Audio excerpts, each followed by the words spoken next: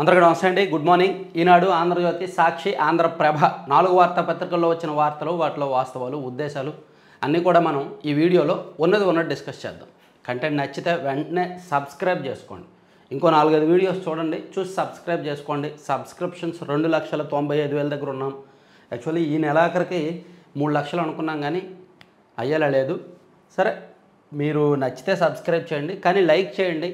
ఖచ్చితంగా చూస్తున్న ప్రతి ఒక్కరు లైక్ చేయండి. మీరు చేసే ప్రతి లైక్ ఇంపార్టెంట్. సరే, మెయిన్ కంటెంట్కి వెళ్ళే కంటే ముందు ఒక చిన్న సూచన, ఒక చిన్న విషయం అండి.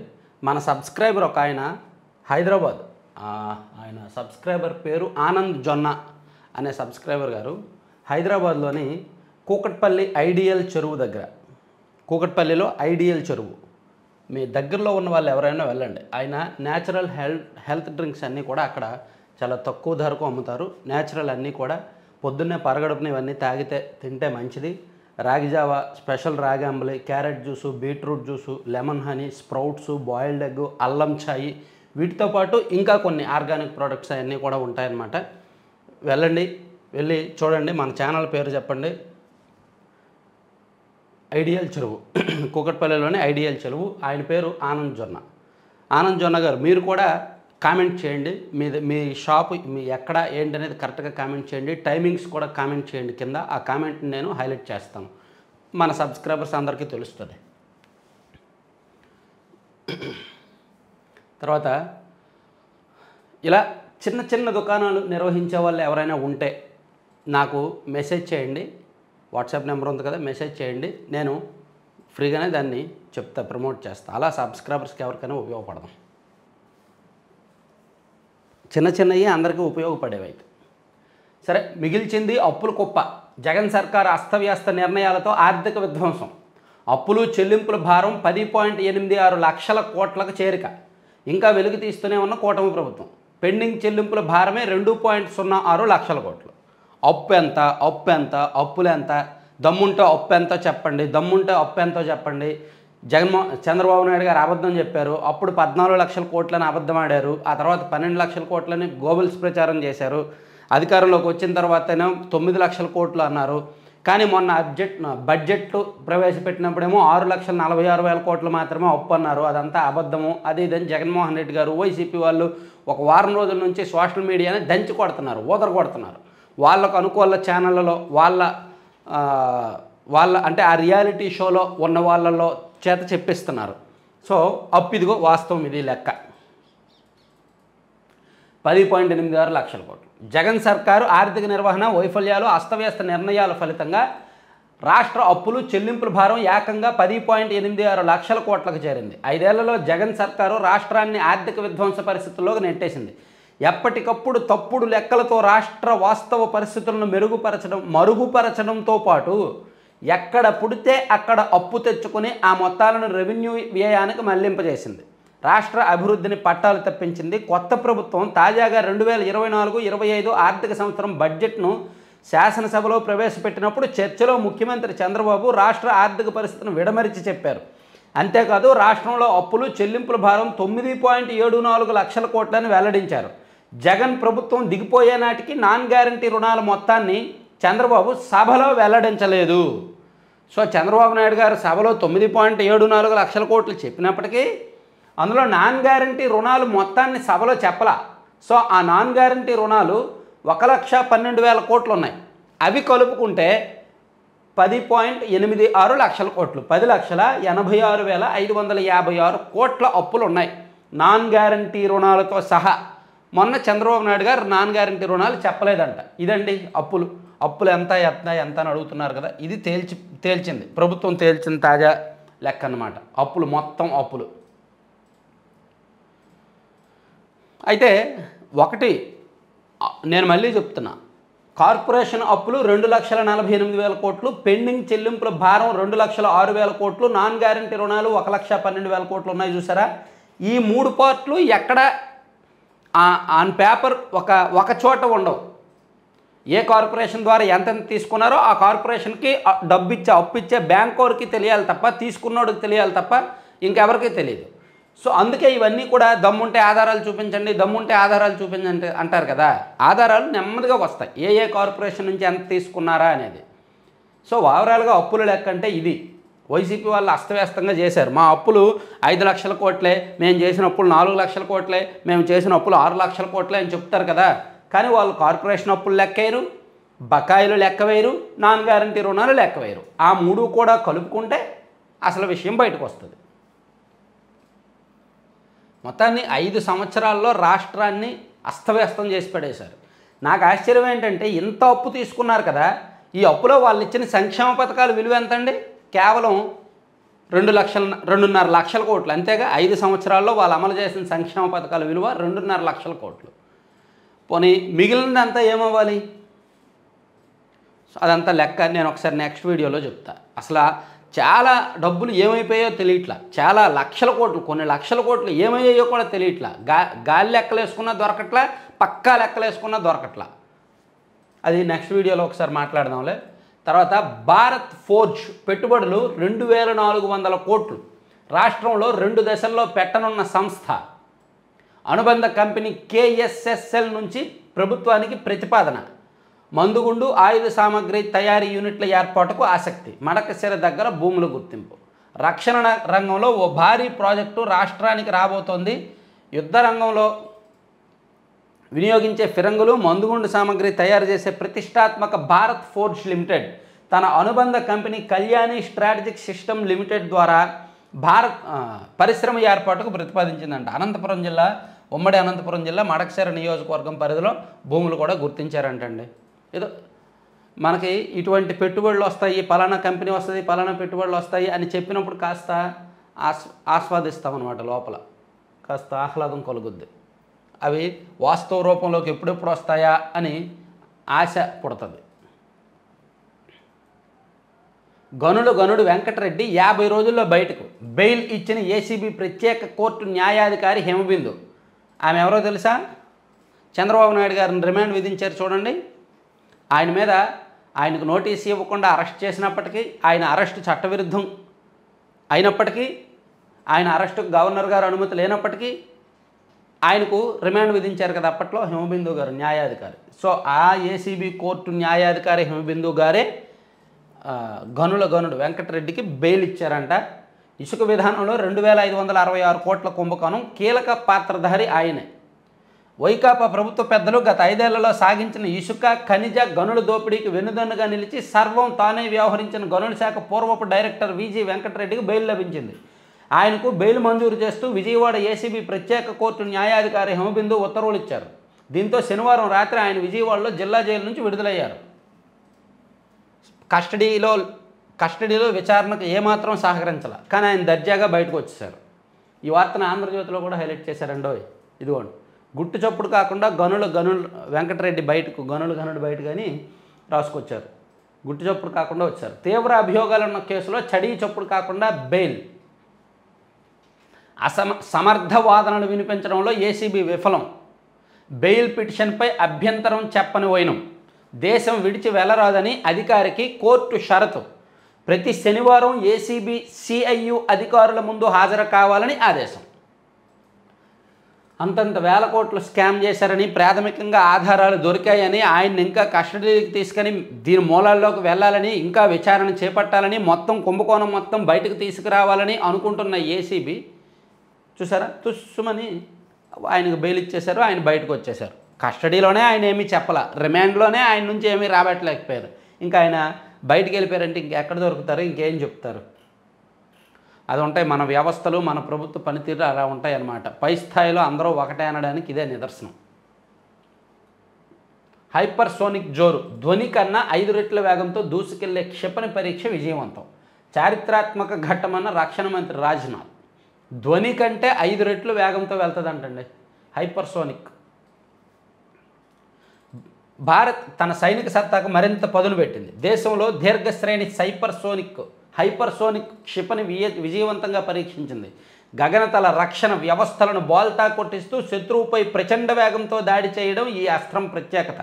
దీన్ని ఒడిశా తీరానికి చేరువలో డాక్టర్ ఏపీజే అబ్దుల్ కలాం దీవి నుంచి శనివారం పరీక్షించినట్టు రక్షణ మంత్రి రాజ్నాథ్ సింగ్ ఆదివారం వెల్లడించారు. మంచిది, బాగుంది. విశ్వసుందరిగా విక్టోరియా కెజార్. అంతర్జాతీయ అందాల పోటీల్లో డెన్మార్క్ భామ విక్టోరియా కెజార్ మెరిసింది. సో విశ్వసుందర ఆమె. తర్వాత ఏఐతో భూ ఆక్రమణల ఆటకట్టు తమిళనాడులో ప్రయోగాత్మకంగా అమలు. కోయంబత్తూరులో పైలట్ ప్రాజెక్టులో సత్ఫలితాలు. నగరాలు పట్టణాల్లో భూ ఆక్రమణలు దేశవ్యాప్తంగా పెద్ద సమస్యగా పరిణమించాయి. కబ్జాలను అరికట్టలేక స్థానిక సంస్థలు సతమతమవుతున్నాయి. దీనికి పరిష్కారం చూపే క్రమంలో తమిళనాడు ప్రభుత్వం కృత్రిమ మేధతో పనిచేసే మొబైల్ యాప్ను వినియోగిస్తోంది. ప్రయోగాత్మకంగా కోయంబత్తూరులో ఇప్పటికే అమలు చేయగా మంచి ఫలితాలు వచ్చాయంట. సో భూ ఆక్రమణను కట్టడి చేసేందుకు ఏఐతో చేసింది ఉపయోగపడుతుందంట ఒక మొబైల్ యాప్. సో దాన్ని దేశవ్యాప్తంగా మేబీ ఇతర రాష్ట్రాలు కూడా వినియోగిస్తారేమో. ఇటువంటివి రావాలి. ఇందాకే లోపలే ఒక వార్త ఉందిలే చెప్తా. ఏంటిది, జగనన్న కాలనీలో అస్తవ్యస్త పరిస్థితులు అవన్నీ పరిశీలించడానికి డ్రోన్లను ఉపయోగిస్తుందంట ఈ ప్రభుత్వం. ఇట్లా డ్రోన్ టెక్నాలజీ, ఏఐ టెక్నాలజీ ఇవన్నీ కూడా పెరగడం మంచిదే. దాన్ని దుర్వినియోగం చేయకుండా సద్వినియోగం చేసుకుంటే మంచిదే. మణిపూర్లో ఆరని మంటలు. మంత్రి 3 ఎమ్మెల్యేల నివాసాలకు నిప్పు. మరో ఎమ్మెల్యే ఇంటిపైన దాడి. ముఖ్యమంత్రి ఇంటిపై దాడిని అడ్డుకున్న భద్రతా సిబ్బంది. ప్రభుత్వానికి ఎన్పీపీ మద్దతు ఉపసంహరణ. మణిపూర్లో మళ్ళీ చెలరేగని హింస తీవ్ర రూపం దాలుస్తోంది. శనివారం రాత్రి ఒక మంత్రి 3 ఎమ్మెల్యేల నివాసాలకు అల్లరి మొక్క నిప్పు పెట్టింది.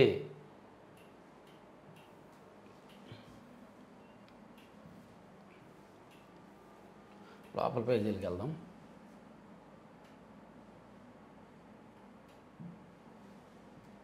ఈరోజు పట్టాభి గారు ప్రమాణ స్వీకారం అనుకుంటా కదా.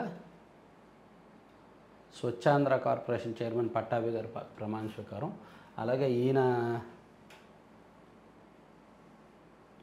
Andhra Pradesh medical services infrastructure development corporation చైర్మన్గా చల్లపల్లి శ్రీనివాస్ గారు, ఆయన కూడా ఈరోజే ప్రమాణ స్వీకారం అన్నమాట.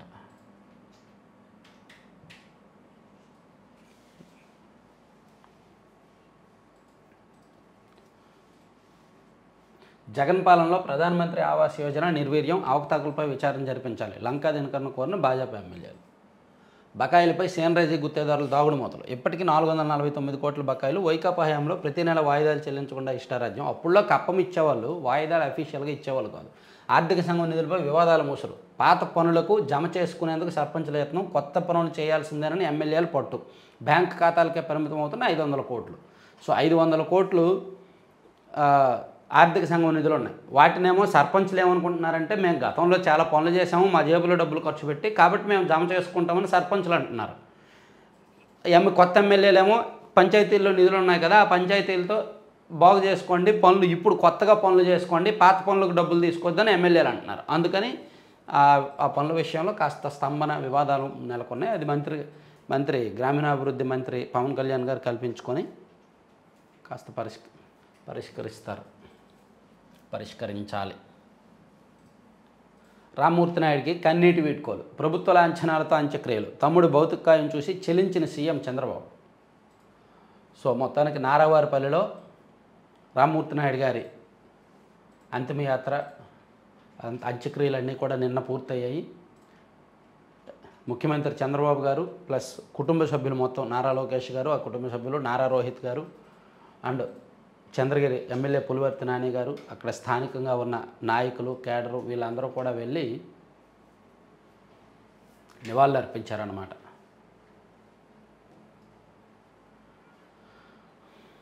ఇంట్లోనే ముఖ చిత్రం ఉర్రూతలొగించే సంగీతం. హోమ్ థియేటర్స్లో వస్తున్న మార్పుల గురించి రాసుకొచ్చారు. ఈనాడులో ఒక హాఫ్ బీట్ వార్త రాశారు.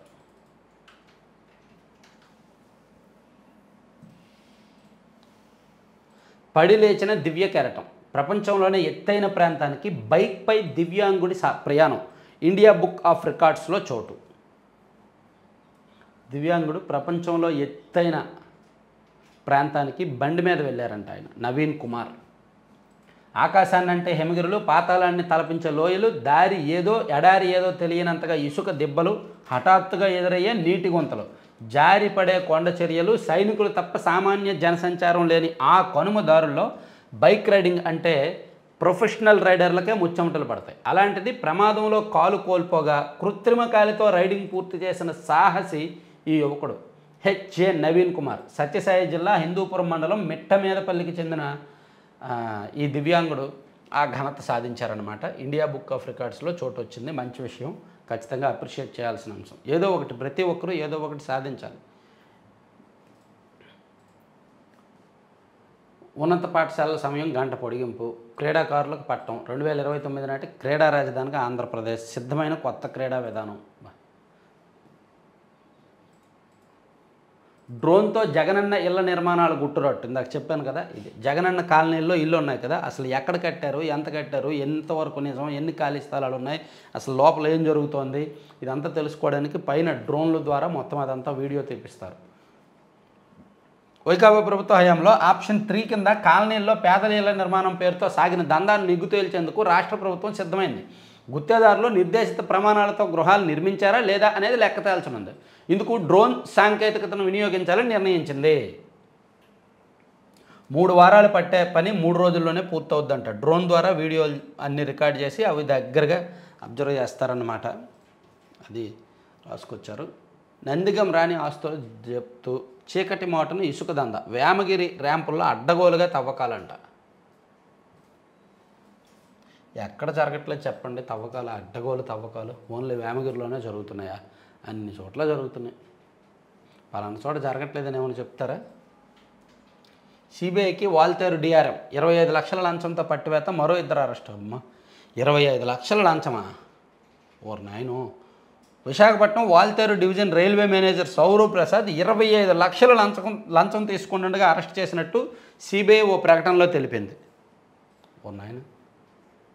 సుస్థిర పాలనతోనే బలమైన ఆర్థిక వ్యవస్థ, మోదీ నాయకత్వంలో ప్రగతి ప్రధాన దేశం, భాష మీద గౌరవంతో మరాఠీ నేర్చుకున్న, రాబోయే ఎన్నికల్లో ప్రజలు ఎన్డీఏను గెలిపించాలి. బళ్ళార్పూర్ ప్రచారంలో ఉప ముఖ్యమంత్రి పవన్ కళ్యాణ్. సో పవన్ కళ్యాణ్ గారు వరుసగా 2వ రోజు కూడా మహారాష్ట్ర ఎన్నికల ప్రచారంలో పాల్గొన్నారు. ఇక బోరుగడ్డ అనిల్ ఉన్నాడు కదా, పాపం ఇప్పటికే ఆయన వీలైతే బయటకు వదిలేయడం మంచిదేమో. పాపం ఆయన పోలీస్ స్టేషన్లో ఉండి ఎన్నెన్నో ఘనకార్యాలు వీడియోలు బయటకు వస్తున్నాయి. ఆయన వలన ఎంతోమంది పోలీసులు బలవుతున్నారు. వీడియోలు బయటకు రావడం, పోలీసులు బలవడం, వీడియోలు లీక్ అవ్వడం, పోలీసులను సస్పెండ్ చేయడం. అంతకుమించి వాళ్ళు పోలీసులు మారట్లేదు, ఆయన మారట్లేదు. పోనీ ఏమైనా కస్టడీలో విషయాలు బయటకు వస్తున్నాయంటే వాస్తవాలు బయటకు రావట్లేదు. ఆయన బయటకు వదిలేయడం బెటర్. ఎందుకంటే భయ్య 1 అరండల్పేట పోలీసులకు rowdy sheeter Borugadda Anil Kumar order.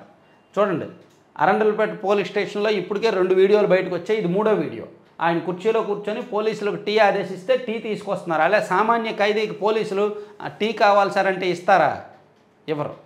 Lathi ఇస్తారు తప్ప టీ ఇవ్వరు.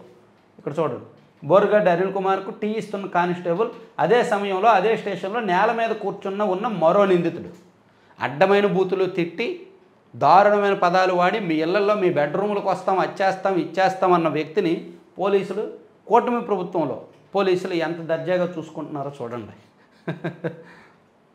ఆయన నుంచి నిజం రాబట్టలేరు కాబట్టి ఆయన వదిలేయడం మంచిదంట నేను. పెళ్లి నిజం, వధువు మాయం, లక్షల్లో ఎదురుకట్నం లాగేసి పరారి, వయసు మీరిన వరులే లక్ష్యం, పశ్చిమ కేంద్రంగా ముఠాలు, మైనారిటీ నిధులను మళ్లించి మాయ, ముస్లిం మైనారిటీలకు కేటాయించిన 352 కోట్ల పక్కదారి, లెక్కలు చూపిన వైకాపా ప్రభుత్వం, ఆ పనులు గాడిన పెట్టేందుకు 208 కోట్లు కేటాయించిన కూటమి ప్రభుత్వం. సో ఇవన్నీ ఈనాడులో వచ్చిన వార్తలు. ఇప్పుడు సాక్షి చూద్దామండి. సాక్షికి వెళ్తే సోషల్ మీడియా యాక్టివిస్టుల మీద పోలీసులు 3rd డిగ్రీ ప్రయోగిస్తున్నారంట. దారుణంగా హింసించిన తర్వాతే అరెస్ట్ చూపిస్తున్నారంట. ఇది సాక్షిలో ఒక బ్యానర్ వార్త రాశారు. చాలా దారుణంగా హింసించి, ఎలా హింసించింది పైవారికి వీడియో కాల్లో చూపిస్తున్నారంట. ఇది ప్రభుత్వ పెద్దల ఉన్మాతం, పోలీసు అధికారుల అరాచకం. ఇందులో ముందున్న 3 జిల్లాల పోలీసు అధికారులు, రాష్ట్ర కార్యాలయంలో ఓ కీలక అధికారి ప్రత్యక్ష పర్యవేక్షణ, పౌరుల భావ ప్రకటన స్వేచ్ఛను హరిస్తూ దారుణ నిర్బంధం, చంద్రబాబు ప్రభుత్వ దమన నీతిపై న్యాయ పోరాటానికి ప్రజలు సిద్ధం. ఇది మరి ఇదిగో సరేలే, ఇదంతా ఏదో రాసుకున్నారులే, వాళ్ళ కోసం వాళ్ళు రాసుకున్నారు అనుకున్నా. ప్రజలు సిద్ధం అవడం ఏంటి? చంద్రబాబు ప్రభుత్వ దమన నీతిపై న్యాయ పోరాటానికి ప్రజలు ఎందుకు సిద్ధమవుతారు? ఆ సోషల్ మీడియా కార్యకర్తలు సిద్ధమవుతారు, వాళ్ళ తరపున పార్టీ వాళ్ళు, కుటుంబ సభ్యులు సిద్ధమవుతారు. దానికి సాధారణ ప్రజలకి సంబంధం ఏంటి? పిచ్చవార్త కాకపోతే ఇలా ట్యాబ్లెట్లు వేసుకోలేమో వీళ్ళు. మంచి వార్తలు, అరే ఏదో రాసుకున్నారు, మా వాళ్ళని కొడుతున్నారు, మా వాళ్ళని హింసించేస్తున్నారు, పోలీసులను ఏదో వార్త రాసుకున్నారు, అది నిజమో అబద్ధమో రాసిన వాళ్ళకి తెలుసు, పోలీసులకి తెలుసు, ప్రభుత్వానికి తెలుసు. సరే ఏదో రాశారు, వాళ్ళ పార్టీ వాళ్ళ ప్రభుత్వం వాళ్ళ కార్యకర్తలు వాళ్ళ పార్టీ వాళ్ళ పేపర్ కాబట్టి రాసుకున్నారు. ప్రజలు ఎందుకు న్యాయ పోరాటం చేస్తారు? మీరేమైనా చేస్తున్నారండి న్యాయ పోరాటం? నేనేమైనా చేస్తున్నానా? నేను ప్రజల భాగమే, మీరు ప్రజల్లో భాగమే. చేస్తున్నారా? ప్రజలు ఎందుకు చేస్తారు న్యాయ పోరాటం? ఈ పిచ్చోడు రాస్తారేంటి వార్తలన్నీ కూడా? మైండ్ పనిచేయదేమో. బరి తెగించిన పోలీసు అధికారులపై ప్రైవేట్ కేసులకు సమాయత్తం. ప్రైవేట్ కేసులు ఎవరు పెడతారు? మీ పార్టీ వాళ్ళు వేస్తారు, ప్రజలు వేయరు కదా. అన్నిటినీ ప్రజల్లోకి లాగేయడమే, అన్నిటినీ. వీళ్ళకి ఏం జరిగినా సరే ప్రజలు రోడ్డు మీదకి వచ్చేస్తున్నారని చెప్పడమే. ఓట్లు వేశారుగా ప్రజలు మొన్న. సో సోషల్ మీడియా యాక్టివిస్టుల మీద థర్డ్ డిగ్రీ అంటే నాకు తెలిసిన సమాచారం అయితే అందరినీ కొట్టట్లా, కొంతమందిని కొడుతున్నారు. కొంతమందిని మాత్రం అంటే వాళ్ళు పోలీసుల దగ్గరికి వెళ్ళాక ఎలా ఉంటుందంటే సరెండర్ అయిపోయి అన్ని వాస్తవాలు చెప్పేస్తే పెద్దగా ఏమి కొట్టరు, ఏదో లైట్గా టచ్ చేసి వదిలేస్తారు. కానీ అక్కడికి వెళ్ళి దర్జా బిల్డప్లు కొట్టి నేను చెప్పను, నాకు తెలియదు అనే సమాధానం ఇస్తే అవుతుంటాయి అప్పుడప్పుడు. సాధారణంగా చిన్నపాటి క్రైమ్స్లోనే పోలీసులు చిన్న దొంగతనం చేస్తేనే అలా ఉంటారు. మరి ఇవి కొంచెం పెద్దే కదా. బూతు పదాలు వాడి, అసభ్య పదాలు వాడి, అర్థమైన పదాలు పోస్ట్ చేస్తే ఊరుకుంటారా? ఫేక్ ఫ్యాక్టరీ ఐటీడీపీ సోషల్ మీడియాలో దుష్ప్రచారం కోసం పక్కాగా తయారు చేసిన టీడీపీ. బూతులు మార్ఫింగ్ ఫోటోలతో వేధించడంలో దిట్ట.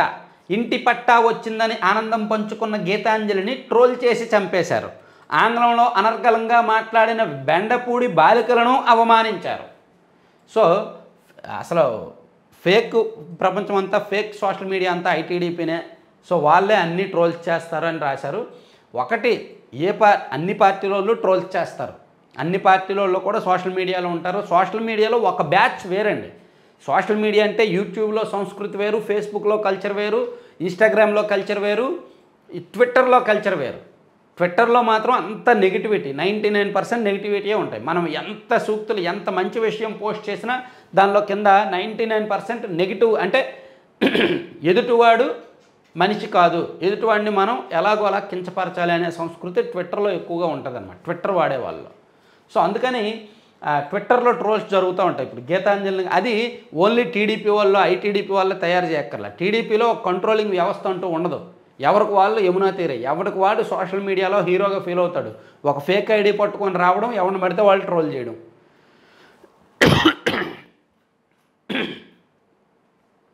దానికి ఐటీడీపీ వాళ్ళు, టీడీపీ వాళ్ళు ఏం చేస్తారు? ఇప్పుడు నన్ను కూడా ట్విట్టర్లో ట్రోల్ చేస్తున్నారు, నన్ను కూడా దారుణంగా మాట్లాడుతున్నారు, నన్ను కూడా నిన్నైతే స్పేస్లోనే మాట్లాడుకున్నారంట ఒక గంట సేపు నా గురించి. సో అవన్నీ కామన్. దానికి ఒక వ్యవస్థ ఎవరో కంట్రోల్ చేసే వాళ్ళు ఉండరు. ఎవరిష్టం వాళ్ళది, ఎవరి ఐడీలు వాళ్ళవి, ఎవరిష్టం వాళ్ళది. వాళ్ళు ఎవరో కూడా తెలియదు, వాళ్ళవన్నీ ఫేక్ ఐడీలు. కనీసం ఐడెంటిటీ కూడా లేని వాళ్ళు, కనీసం ఫేస్ చూపించలేని వాళ్ళు, కనీసం మొబైల్ గుర్తింపు కూడా లేని వాళ్ళు ఫేక్ ఐడీలతో వచ్చి అలా మాట్లాడతారు. సో దాన్ని పట్టుకొని మొత్తం ఐటీడీపీ వాళ్ళే చేస్తారు, టీడీపీ వాళ్ళే చేస్తారనో అది తప్పు. టీడీపీలో అంత ఆర్గనైజ్డ్ స్ట్రక్చర్ లేదు సోషల్ మీడియాలో. కాబట్టి వీళ్ళు అలా చేయాలి, వీళ్ళు అలా రాయాల్సిన అవసరం అయితే లేదనమాట. దానికోసం పెద్ద వార్త రాసి ఇచ్చారు. సర్లే, మీ గవర్నమెంట్ ఒకవేళ భవిష్యత్తులో వస్తే అప్పుడు చూసుకోండి. నైజీరియాతో భాగస్వామ్యానికి అత్యధిక ప్రాధాన్యం. నైజీరియా అధ్యక్షుడు తినూబుతో ప్రధాని మోదీ భేటీ, ద్వైపాక్షిక సంబంధాల బలోపేతానికి నిర్ణయం. ఓకే.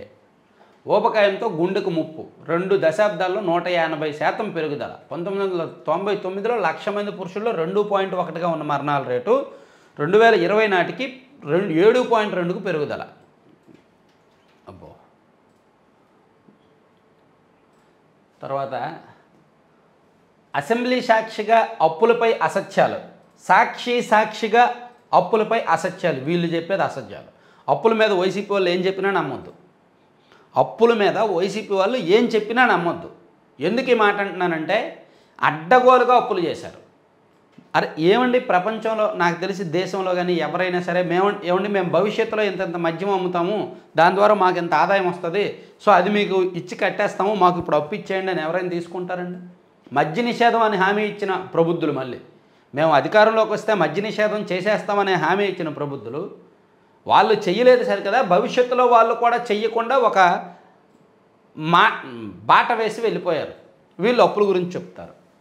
ఉద్యోగులు పిఎఫ్ ఖాతాల్లో ఉన్న డబ్బులు ఉద్యోగులకు ఇవ్వకుండా వదిలేయకుండా దాన్ని మళ్లించి వాడుకున్న వాళ్ళు వీళ్ళు అప్పుల గురించి చెప్తారు.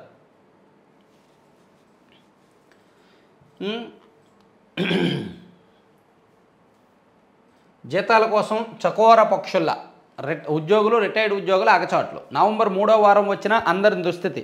1వ తేదీన జీతాలు ఇస్తున్నట్టు గొప్పలు చెప్తున్న ప్రభుత్వం.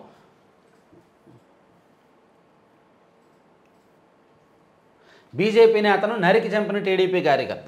అధికారంలోకి వచ్చిన తర్వాత టీడీపీ నాయకులు, కార్యకర్తల దౌర్జన్యాలు, అరాచకాలు మరింతగా పెరిగిపోయి తాజాగా అనంతపురం జిల్లాలో ఓ టీడీపీ కార్యకర్త బీజేపీ నేత కృష్ణమూర్తి శెట్టి ఇంట్లోకి చొరబడి వేట కొడవలతో నరికి హత్య చేశారు. దీనిలో పార్టీల కంటే పర్సనల్ కక్షలు ఎక్కువగా ఉంటాయి. జిల్లాల స్థూల ఉత్పత్తిలో విశాఖ టాప్. రాష్ట్రంలో జిల్లాల వారీగా స్థూల ఉత్పత్తిలో విశాఖపట్నం అగ్రస్థానానికి చేరిందంట. Directorate of economics and statistics వెల్లడించారంట.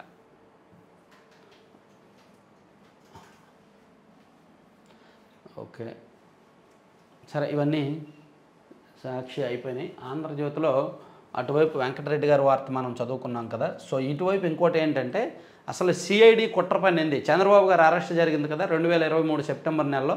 So అదంతా కూడా సిఐడి కుట్రపూరితంగా అరెస్ట్ చేసింది. పివి రమేష్ గారు, విశ్రాంత ఐఏఎస్ అధికారి పివి రమేష్ గారి ఇచ్చిన వాంగ్మూలాన్ని సిఐడి మార్చేసింది. అవాస్తవాలతో ఒక వాంగ్మూలం సృష్టించి ఆయన అరెస్ట్ చేశారని చెప్పి రాశారు. తాడేపల్లి డైరెక్షన్లో తప్పుడు స్కిల్ స్టోరీ. నాడు పివి రమేష్ వాంగ్మూలం తారుమారు. 161 స్టేట్మెంట్ మార్చేసింది సిఐడి అధికారులు.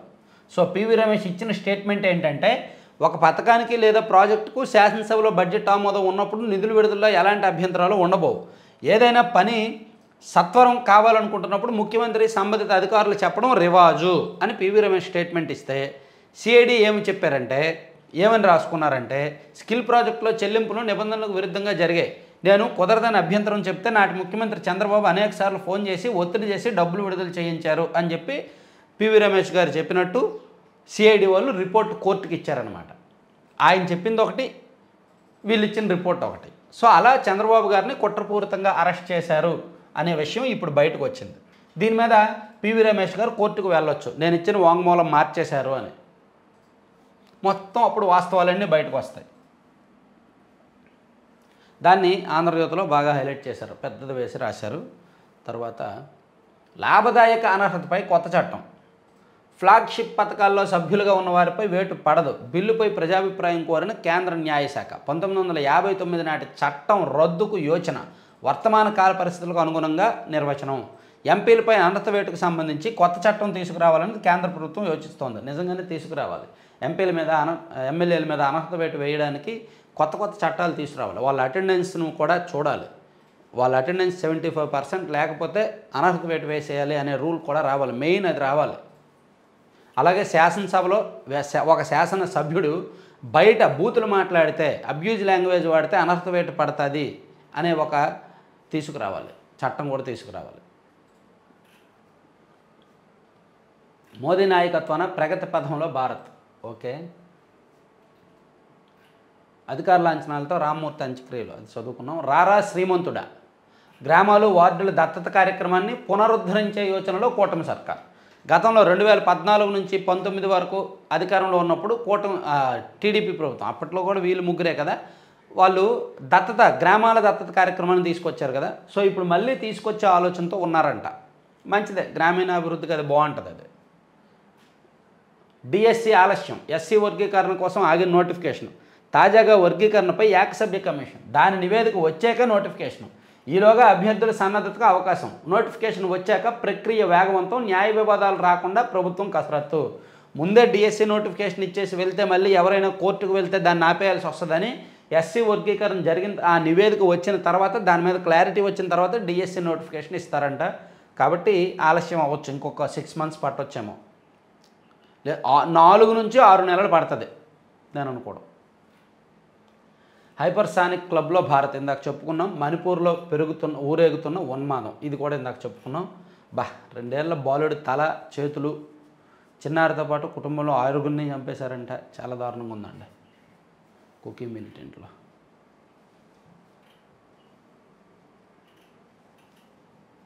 ముంబై ఓటు ఎటువైపు 2019 అసెంబ్లీ ఎన్నికల్లో బీజేపీ శివసేన స్వీప్. అది ఒరిజినల్ శివసేన కాబట్టి ముంబై ఓటర్లు ఓటు వేశారు, ఇప్పుడు వేయరు. సరే, ఈ మహారాష్ట్ర ఎన్నికల మీద సాయంత్రం ఒక డీటెయిల్డ్ వీడియో చేస్తాను. నేను నిన్న మొన్న చేశాను, ఈరోజు ఈవినింగ్ ఫైనల్గా ఒక డీటెయిల్డ్ వీడియో అయితే చేస్తాను. అది ఆంధ్రజ్యోతి, ఇది పక్కన పెట్టేస్తే ఆంధ్రప్రభలో చూద్దాం. సోషల్ మీడియా కట్టడికి కొత్త చట్టం, మహిళలను కించపరిచేలా పోస్టులు పెడితే కఠిన దండన, ప్రత్యేక స్టేషన్ల ఏర్పాటు, నేడు కేబినెట్ భేటీలో నిర్ణయం. అసలు నాకు అర్థం కావట్లేదు ఏంటంటే, సోషల్ మీడియాను కంట్రోల్ చేయండి, కొత్త చట్టం తీసుకురండి, ఓకే ఒప్పుకుందాం. కానీ అదే సమయంలో అత్యాచారాలు ఇన్ని జరుగుతుంటే, లైంగిక దాడి ఘటనలు ఇన్ని జరుగుతుంటే దాని మీద ఒక కొత్త చట్టం తీసుకురాకుండా, వాళ్ళకి సత్వరమే శిక్ష పడే ఒక కొత్త చట్టం తీసుకురాకుండా సోషల్ మీడియా చట్టం, ఈ చట్టం ఆ చట్టం రెండూ తేవచ్చుగా. దీని మీద ఉన్న కంగారు దాని మీద ఎందుకు లేదు? ఈ విషయంలో ఉన్న తొందర ఆ విషయంలో ఎందుకు లేదు? ఈ రెండూ ఉంటే బెటర్ కదా. ఈ రెండు కొత్త చట్టాలు తీసుకొచ్చేయాలి. ఇప్పుడు దీంతో పాటు ప్యారలల్గా అది కూడా రావాలి. ఎందుకంటే అత్యాచార ఘటనలు పెరుగుతున్నాయి, మహిళల అభద్రత పెరుగుతోంది, ఎక్కడికెక్కడ ప్రతిరోజు ఎక్కడో దగ్గర దారుణం జరుగుతుంది. కాబట్టి ఆ చట్టం కూడా రావాలి. నేడు కేబినెట్ భేటీలో నిర్ణయం, వాలంటీర్ల కొనసాగింపు, స్కిల్ శిక్షణపై చర్చించే ఛాన్స్, అన్నదాత సుఖీభవ, అమ్మకు వందనంపై నిర్ణయం, సంక్రాంతి నుంచి మహిళలకు ఉచిత బస్సు ప్రయాణం పైన చర్చ. ఓకే, సారీ, అసెంబ్లీ ముందుకు 7 బిల్లులు. పంచాయతీరాజ్ సవరణ బిల్లును ప్రవేశపెట్టనున్న ఉప ముఖ్యమంత్రి పవన్, ఏపీ ల్యాండ్ గ్రాబింగ్ నియంత్రణ బిల్లును సభలో ప్రవేశపెట్టనున్న మంత్రి అనగానే నేడు బడ్జెట్పై పొద్దుల చర్చ. ఓకే, సోషల్ బందీకానా బద్దలు కొట్టేద్దాం. సామాజిక మాధ్యమాల్లో గుడ్డిగా గంటలు గంటలు గడపొద్దు, ఆలోచనాత్మకంగా వాడితేనే ప్రయోజనం లేదు. సోషల్ మీడియాలో ఆ కల్చర్ లేదు. బీసీలకు వెన్నుదన్నుగా అన్ని రంగాల్లో ముందుకు నడిపించడమే లక్ష్యం. ఆర్థిక సామాజికంగా బలోపేతానికి సాయం, బడ్జెట్లోనూ బీసీ సంక్షేమానికి అధిక ప్రాధాన్యం. ఇదంతా ఆన్ పేపర్ బాగుంటుంది తప్ప ఆచరణలోకి వచ్చేసరికి ఏవి కూడా నిజమైన అర్హులకు అందవు. ఎవరి బతుకులు మారవు. ప్రభుత్వాలు ఇచ్చే సాయంతో ఎవరి బతుకులు మారవు. ప్రభుత్వం ప్రతి సంవత్సరం కూడా 50,000 కోట్లు 40,000 కోట్లు పేదలకు ఇస్తూనే ఉంటారు. ఎవరైనా బతుకులు మారతాయా? మారవు. ఎవరి కాళ్ళు కష్టపడి చేయాల్సిందే. ఇది కూడా అంతే.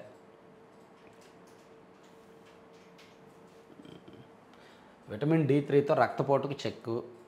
తెల్ల బంగారం ధర తెల్లబోతోంది. కనీస మద్దతు ధర క్వింటాల్కు 7,521, 5,500 దాటి కొనడం లేదు. పత్తి రేటు బాగా పడిపోయింది. సో ఇవ్వండి 4 పత్రికల్లో వచ్చిన వార్తలు, వాటిలో వాస్తవాలన్నీ కూడా చెప్పుకున్నాం. మ్యాక్సిమం అన్నీ కవర్ చేసాం. ఇంకా మరిన్ని ఇంపార్టెంట్ అంశాలతో నెక్స్ట్ వీడియోలో కలుద్దాం. Thank you.